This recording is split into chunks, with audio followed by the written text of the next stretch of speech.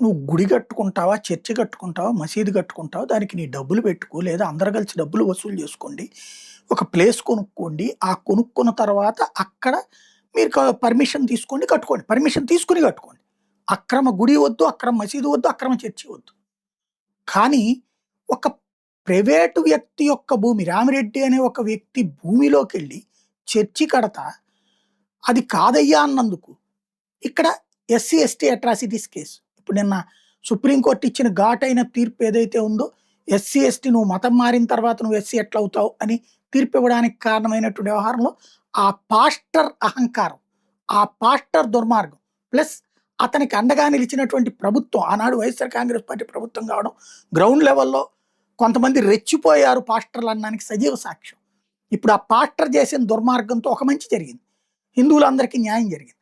SC, ST తప్పుడు కేసులకు పైన ఎవడు పెట్టడానికి వీల్లేదు. అందులో ఇట్లాగ నువ్వు చర్చికి వెళ్తా, నాకు మళ్ళీ నేను నా కులం నాదే అని చెప్తే కుదరని పరిస్థితి వచ్చింది.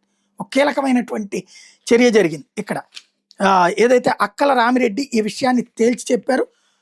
ఇప్పుడైనా సరే వైఎస్ఆర్ కాంగ్రెస్ పార్టీకి సంబంధించినటువంటి వాళ్ళు ఈ వ్యవహారాల్లో సీరియస్గా దృష్టి సారించాల్సిన అవసరం అయితే ఉంది.